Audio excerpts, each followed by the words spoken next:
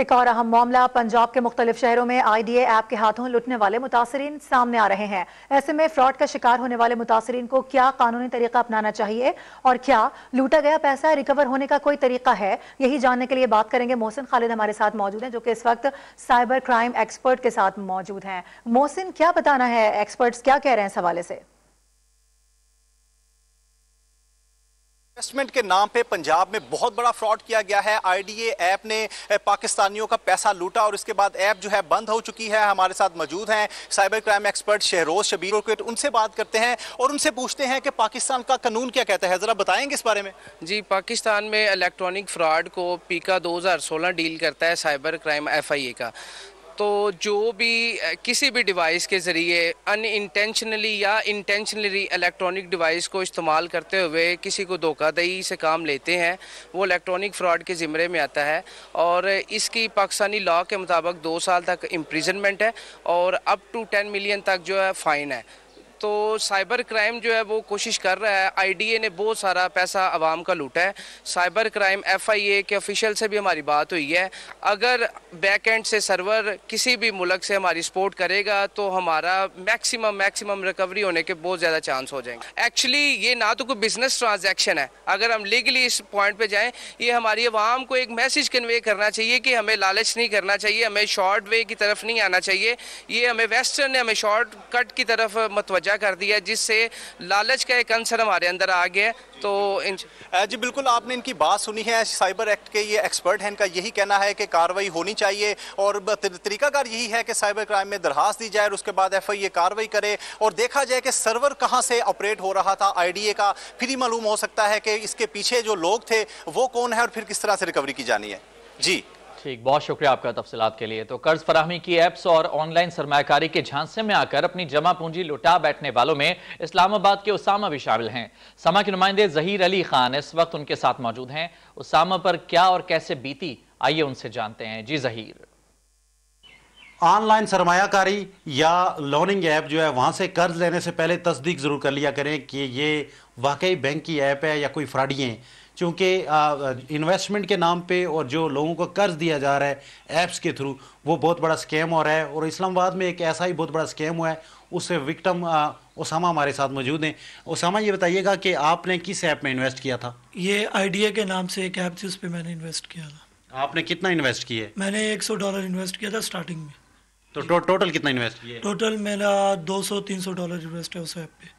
कितना आपको प्रॉफिट दे रहे थे? मुझे प्रॉफिट दे रहे थे डेली का। अच्छा, शुरू में तो जब मैंने $100 इन्वेस्ट किया था, $2 मुझे प्रॉफिट दे रहे थे।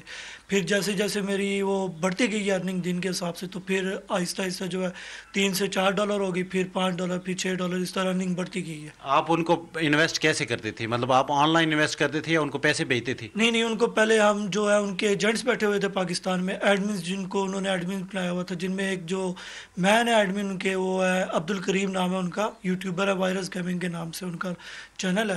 तो उनको हम पैसे भेजते थे, ठीक है। वो हमें बाइनेंस से ख़रीद के USDT वो डायरेक्ट हमारे अकाउंट में डिपॉजिट करते थे। वो हमें एक स्क्रीनशॉट भेजते थे कि आपके अकाउंट में पैसे आ गए। तस्दीक हमने एक यूट्यूब चैनल है उनका, तकरीबन 3-4 लाख सब्सक्राइबर है उनके। उन्होंने हमें वो क्या नाम है ऐप के वो जो डॉक्यूमेंट्स हैं वो भी दिखाए उन्होंने कि ये ऐप रियल है, कोई फेक नहीं है, ये कहीं भी नहीं जाने वाली। उसकी डोमेन्स भी रजिस्टर है, ये तकरीबन 2026 तक या 2025 तक ये ऐप चलेगी, कहीं भी नहीं जाएगी। इसी पैसा के थ्रू या जैज़ कैश या बैंक के थ्रू ले रहे थे पैसे, वो हमसे लेके उसको डॉलर में कन्वर्ट करके बाइनेंस से हमारे अकाउंट में ट्रांसफ़र कर रहे हैं। खाली शो हुए हैं, विड्रॉ नहीं हो सका अभी तक, $1 भी विड्रॉ नहीं हुआ। उसमें तकरीबन हर ग्रुप में इनके 600, 700, 700, 800 बंदा ऐड था ग्रुप में। अमाउंट जो हम उनको अकाउंट में सेंड करते थे, मतलब अब जैसे मैंने $121 परचेज़ करना, तो वो मुझे अमाउंट बताएंगे, जी आपने 40,000 भेजना है, मुझे 40,000 मैं उसको सेंड करूँगा। फिर ऐप से वो हमें एक जो विड्रॉ का या डिपॉजिट का वो लिंक होता है, वो लेने का कहते थे कि वो लिंक लेके हमें भेजिए। हम वो लिंक लेके उनको भेजते थे। वो हमें जो 5-10 मिनट या 15 मिनट लगते थे, उनको वो कहते थे जी कि ये आपके पैसे आ गए। ये आप तकरीबन पिछले 8-9 महीने से काम कर रही थी पाकिस्तान में। व्हाट्सएप ग्रुप के थ्रू आप लोगों को उन्हें ट्रैप कर लिया, वैसे ये हैरत की बात है? ये हैरत की बात तो है, बिल्कुल। मैं तो यही कहूँगा कि अब कभी भी दोबारा इस ट्रैप में ना आए, कोई भी किसी बंदे की बात ना सुने। इसलिए इस पे ऐड हुए ना कि ये एक अर्निंग ऐप थी, हमें बताया गया कि ये एक रियल ऐप है और ये कहीं भी नहीं भागने वाली। काफ़ी लोगों ने कंप्लेंट्स कर दी हैं। 4-5 बंदों को जो मैन जो इसके एडमिन्स थे उनको हमने पकड़वाना है। उन्होंने ऑफर्स दी है 5 तारीख को ना कि जितने डॉलर आप इन्वेस्ट करेंगे आपको उतने डॉलर बोनस मिलेगा। ठीक है, ये आई है बात जब, तो पहले से लोग कर रहे थे अर्निंग, तो उन्होंने कहा चलो इन्वेस्ट कर लेते हैं, ये ऐप तो कहीं भागने वाली नहीं है। लोगों की बातों पे यकीन किया हुआ था उन्होंने पहले, तो लोगों ने इन्वेस्ट किया ऐप पे किया। तो ये ऑफ़र 12 तारीख तक चलनी थी। 9 तारीख को शाम को तकरीबन 6 बजे जो है ना सबके अकाउंट को इन्होंने फ्रीज़ कर दिया, मतलब अकाउंट के बैलेंस ज़ीरो कर दिए इन्होंने।